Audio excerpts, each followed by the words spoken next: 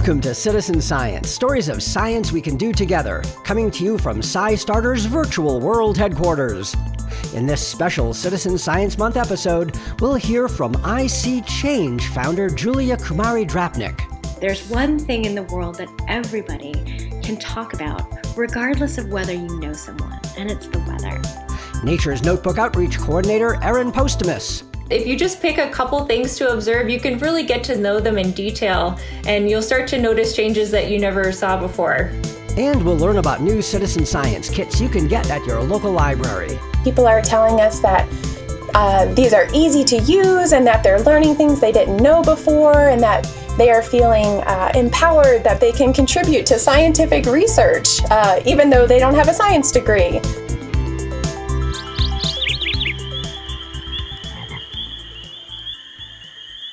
Hey, citizen science fans! As I sit here at SciStarter's virtual world headquarters, it's almost officially spring, when Earth awakens from its long slumber and then hits the snooze alarm because it's still way too dark and cold. But even so, some early birds are already singing and building their nests, frogs are starting to croak, and when we get our first warm rain, the salamanders will be mating. Which can't be easy, right? Because, first off, it's slippery. They've just got these short, stubby limbs, and, there are hungry water snakes out there looking for an easy meal, and... Wait, where was I going with this? Oh, right, it's almost spring, and April is coming, and April is Citizen Science Month. And here at SciStarter, we've got everything you need to participate. But before you head out, you need to be ready.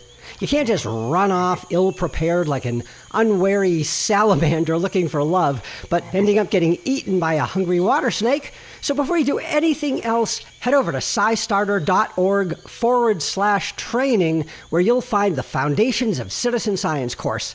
Just complete the tutorial, learn the essentials of citizen science, pass the final exam, and you'll get a Citizen Science digital badge, attesting to the fact that you are an ACE A#1 citizen science boss.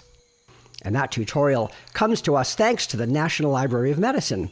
And they, along with the Institute of Museum and Library Services and the Gordon and Betty Moore Foundation, also support our National Citizen and Community Science Library Network. That's kind of a mouthful there, but what it means is a group of libraries that loan out citizen science kits that are customized for different citizen science projects.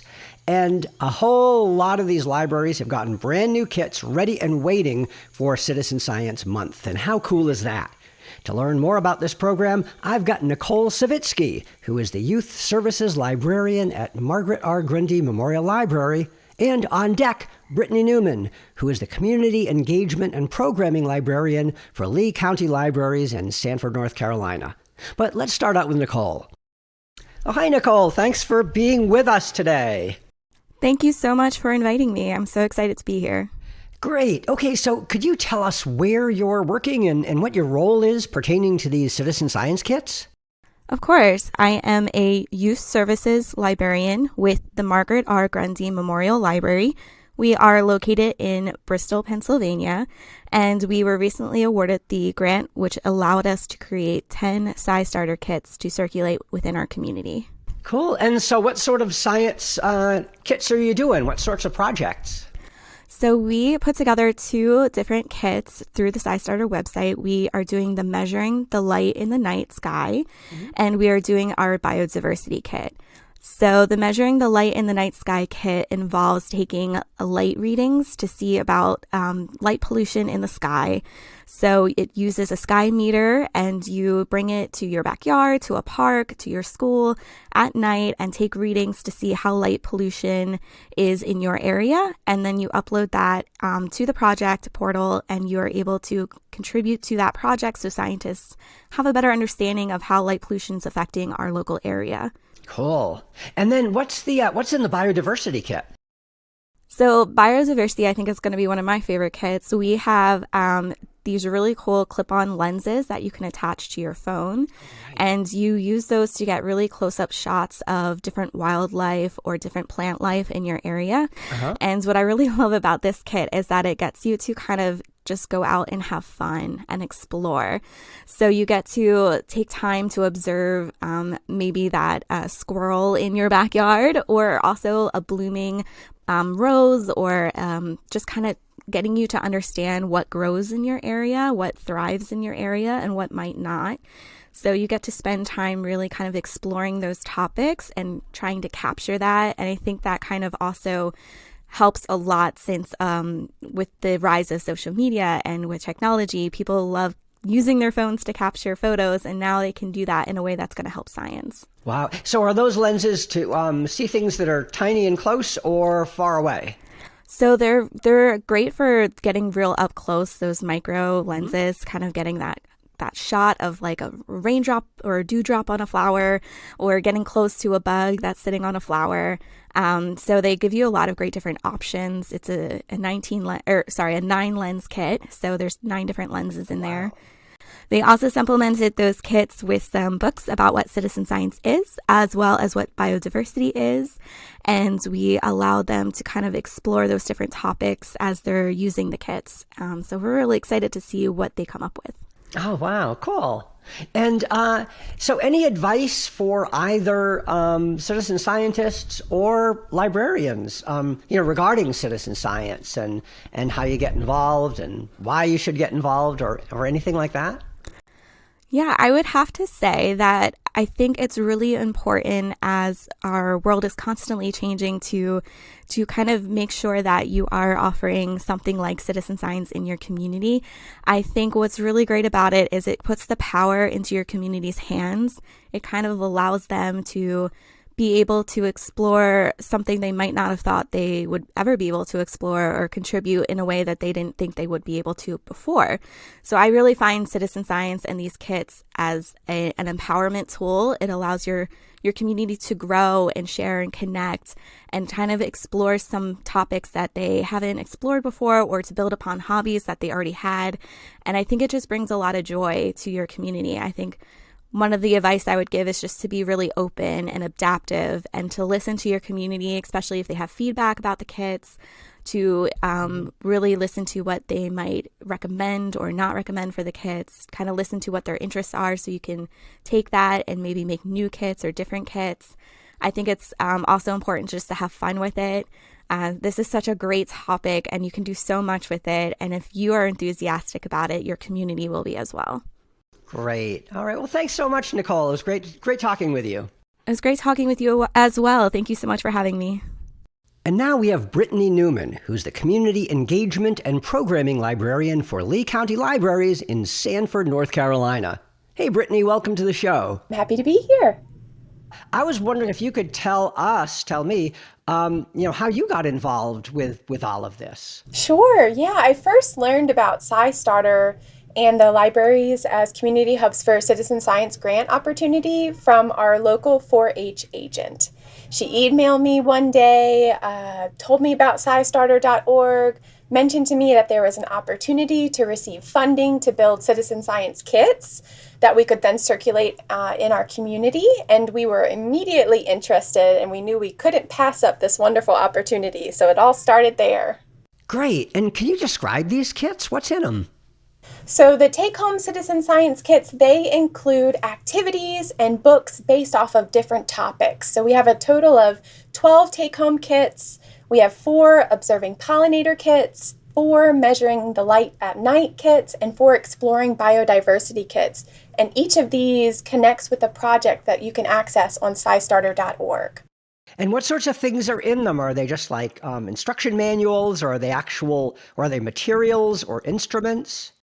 Yes, a bit of all of that. So the observing pollinator kits will have binoculars and magnifying glasses and a stopwatch so that you can take part in the project on SciStarter.org by observing those pollinators and recording how often they visit those flowers and how many flowers. There's a little clipboard in there and a dry erase marker so you can record your observations there. The Measuring the Light at Night kit has a star map and then lots of star guides that they can use. We also put in some binoculars in there and a red flashlight so you're not messing up your night vision. And the Exploring Biodiversity Kit has these wonderful lenses that you can put on your phone to really magnify whatever you're observing, magnify those flowers or those other things that you're looking for. Oh, wow. That is so cool. So what's the response been? Are people taking them out? Oh, yes. We have been overwhelmed by the positive response we have received. Last week, we were really focusing on advertising them, and all 12 kits checked out all at once. We were so happy, and the feedback we're receiving is great. People are telling us that these are easy to use and that they're learning things they didn't know before, and that they are feeling empowered that they can contribute to scientific research, even though they don't have a science degree. Great. And it's been very, very positive. Oh, that is neat. Anything in particular that struck you about it? We have received a lot of comments on those the phone lenses and how cool they are. And I was surprised. I wasn't expecting that to be everyone's favorite thing, but that seems to be their favorite material in the kit, those phone lenses. Well, that is so funny. I spoke with Nicole Savitsky at a library up in Pennsylvania, and she just specifically mentioned those lenses. And I've used them too, and I'm just blown away at how fun they are. Yes. They're literally eye-popping. You just put a few grains of salt down or a leaf, and Yep. it's so cool. Yes, it's like you're seeing a completely new object. Mm-hmm. Oh, that's great. I'm glad they're doing that. I'm glad that's a favorite. Mm-hmm. So let's see, what else? Anything else you have? Any advice, either for people who want to get into citizen science or librarians who might be interested in adding this to their library offerings? I would say don't be overwhelmed. You really don't need to have a scientific background, a science degree in order to create these kits, to use the kits, to promote the kits. You don't need to have a degree to do that. And SciStarter.org, there's lots of guides on there, and we just followed those to the T. We decided to add a few extra books and pamphlets that we had here and there to the kits, but you could just make the kit in its entirety how they recommend, and you will have a very well-rounded kit. As far as getting involved in citizen science, there are so many projects available based off of your hobbies or your special interests. You could do squirrels, you could do flowers, you could do the stars. Using the search function on SciStarter.org, you can find something that you can be passionate about, that you'll enjoy. Cool. All right. Anything else that you'd like to share that I haven't asked you about, or just anything? I hope people know that and that they'll realize that you don't need to be a certain age, you don't need to have a certain level of education to contribute important work to the scientific community and to contribute to your community. And hopefully in doing citizen science, I hope they come away with a desire to learn more and that they can do so at their local public library. Great. All right. Well, thanks so much. You're welcome. You can learn more about the Library Kits program and maybe even get kits for your library at SciStarter.org/libraries. And you can see if there's a library near you offering citizen science kits at SciStarter.org/library-locations. There are literally thousands of citizen science projects we could focus on for Citizen Science Month, but for this podcast, I'd like to bring your attention to two really big ones. One which deals with the living environment, flora and fauna. That one's called Nature's Notebook, and the other which deals with Earth's changing climate, and that one's called ISeeChange. So let's start with Nature's Notebook. We have Erin Postumus joining us. She is Outreach Coordinator for the USA National Phenology Network and Nature's Notebook. Hey, Erin, thanks for joining us. Oh, happy to be here. Could you just explain to us a little bit about Nature's Notebook? I know, it's getting to be Citizen Science Month, and hopefully we'll have a lot of new citizen scientists just beginning to explore. So what should we tell them about Nature's Notebook? Yeah, so Nature's Notebook is a program that you can do in your own backyard to help us document the timing of these plant and animal life cycle events. And so how it works is you pick a site, and it can be your backyard or another place you go to frequently, and you set up your site. You add on different plants and animals you want to record, and then you track those over the course of the season and tell us what's going on with the timing of when things are happening, like when the leaves are coming out on trees or when flowers are blooming. And then for animals, things like when you see migrating birds, what they're doing, are they eating certain foods, are they nesting? And for things like butterflies, you can record the caterpillars and then the adults and all this stuff like that. Okay. And do we just go out and look at everything or anything, or are there particular things that we should be looking for? Yeah, so we have a list of species, and you can choose anything you like from that list. We have a species list because we don't want to include everything. We do have certain species that are especially interesting to look at in terms of their phenology. It might be species that are found over a large area, so we can really see how the timing is different from one place to another. They might be species that are very sensitive to things like temperature, so they might be plants that are the first to leaf out in the springtime, or they might be flowers that are very important for certain animals. Okay. And is it run the gamut from plants to animals, or is it more focused than that? Yeah, we do have a wide variety of different types of plants. And for animals, we do have a lot of different things like birds and butterflies. We have some mammals, even some fish. So lots of different things to choose from. Okay. And do you recommend people specialize on a species or specialize on a area, like an area of land? Well, it's really up to you. We like to encourage people to think about what they are most interested in, because we found that encourages them to keep tracking these things over the long term. So you can really decide if you are really interested in learning about a particular plant or animal in your yard and kind of learning about what it does in different seasons and tracking it over time. I would start with that. But we do have a number of what we call campaigns, and those are particular species or groups of species that researchers have told us are very interesting to them, and they need data collected on them. So you can always start with the Nature's Notebook campaigns if you're not sure where to start. Okay. And a lot of times people are worried that, they may not be expert at identifying species or even doing citizen science of any type, and that they'll mess everything up if they make a mistake, and they're just worried about sharing data. So what do you say to them? Yeah, and I understand that concern. We do have a lot of training materials on our website, and I definitely recommend when you first sign up for an account, taking our Observer Certification course. And there's lots of great tips in there about how to get started, how to identify the different life cycle stages.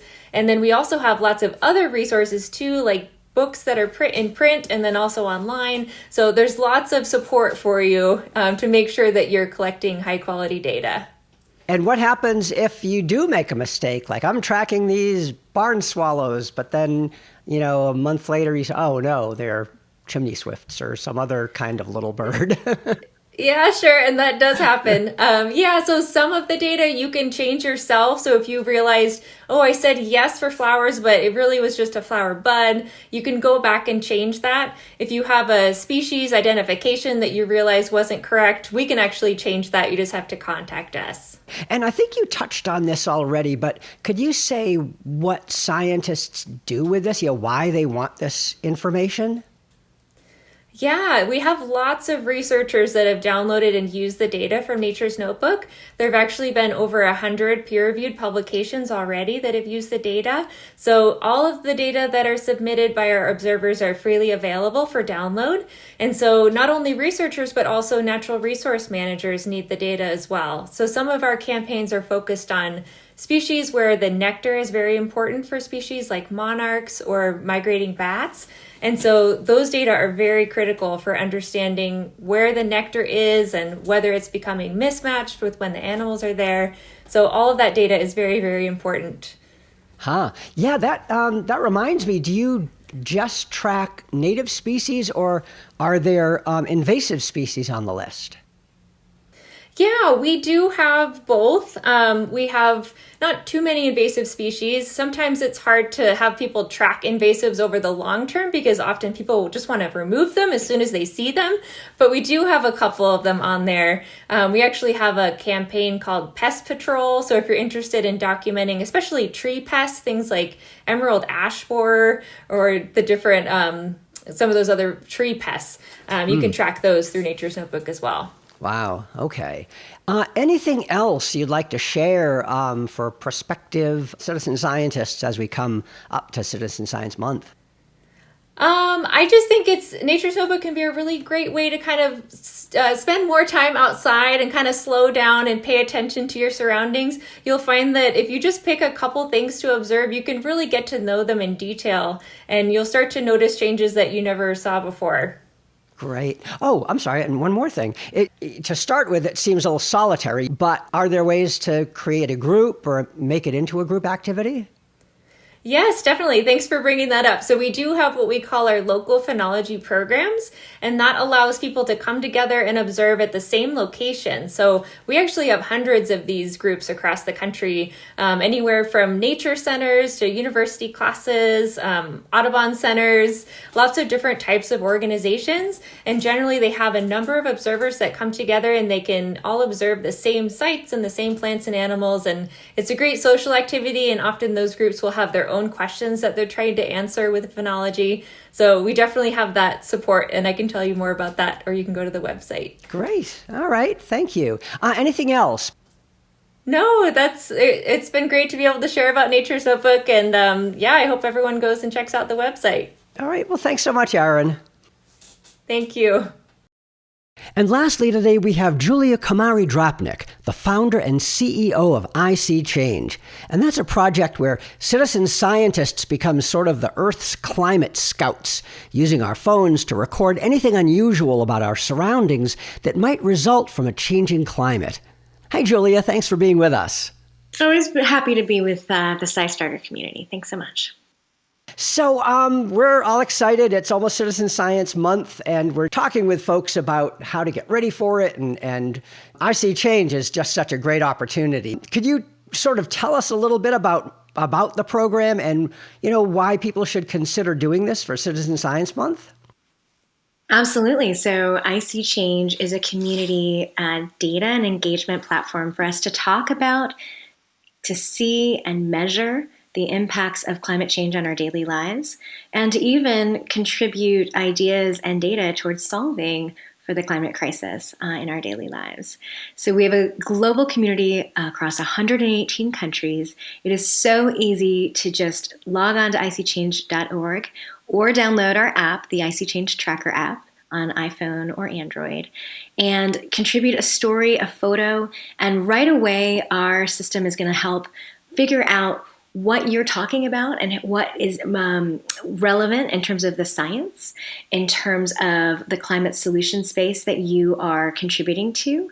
And then we'll even ask you for some follow-up prompts about what you're seeing today in your yard, garden, what you're seeing today in your local river system or on your local beaches, or if there's anything in your cityscape that is really, really relevant for solving the climate crisis with local city officials, engineers, researchers, even utilities. So your stories are really, really critical. And what you're seeing helps us understand today, tomorrow, how things have changed from the past, and very much contributes technical information towards climate solutions design. Wow. So that's, the scope is so wide, and that's one of the questions I had. So I download it, and I want to contribute things that are useful, but I don't want to get carried away and just, I see that change. I see that change. You want me to get carried away? Go for it if you're feeling it. Really? But what's the sweet spot? What are the changes that you want me to report? Well, if you are logging on from a specific area where we have a city or a researcher or a utility looking for specific information, we geofence those locations and you are prompted directly to those requests. So, but if you're just logging in and wanting to share the fact that you're seeing dandelions a month early this year, that peach trees are blossoming early in the southeast, that it's been drier than usual, you tell us about it. That's the story we want to hear. And if your neighbors are starting to experience extreme events, those are certainly events that we very much need to be connecting to, and frankly, using those stories to connect to our neighbors long term. Huh. Can you enter things that happened a year ago or longer ago? You can enter anything from the past. Our system will, be able to check the metadata on the photo, but we will always be able to verify with you, hey, is this what you saw, when you saw it, where you saw it? If you want, we have people who've used ISeeChange to log reports from farm journals in the Dust Bowl that go back to 1933 and 1936. And those records are so relevant to the communities where those people were posting from. So if your grandmother told you about a big storm that, impacted her, you could, remember that story and tell us about it. As long as we know where it was and when it was, that's part of the record. Wow. Is there anything else that we should share with listeners? So no story or photo is too small, but make sure you tell us a story. Don't tell us what the weather is, because we can tell what the weather is. Right. Tell us, how this has changed your routine, how this is impacting the people around you, what you'd like to do to solve for some of these problems when it comes to our changing food systems and growing and agriculture systems, to how our gardens are going to have to, and our garden patterns are going to have to change, to flooding. If you see puddling today during an average rainstorm, that's a hot spot potentially for a major flood in your community, and we really want to pay attention to that stuff. When it's dry, what are the first things that are drying up in your neighborhood or your community? That creek, is that an early indicator that you want to watch over time? And please return back to places over time. That's where we start to see true patterns, is if we're taking the same pictures year after year, season after season. But if you just come in and kind of get your friends to do it together, it's so fun. There's one thing in the world that everybody can talk about, regardless of whether you know someone, and it's the weather. And those little moments really matter on ISeeChange. So do comment on what other people are seeing. Anything that's surprising to you, that gives them a boost of confidence to know that someone is learning something new. And we're going to be rolling out some really cool new features on ISeeChange this year to really show people how powerful your stories and your photos and your daily noticings are. Great. All right. Thanks so much. Yeah, you too. That was Julia Komari-Drapnik, founder and CEO of ISeeChange. Just one of the many awesome citizen science projects you'll find at SciStarter.org.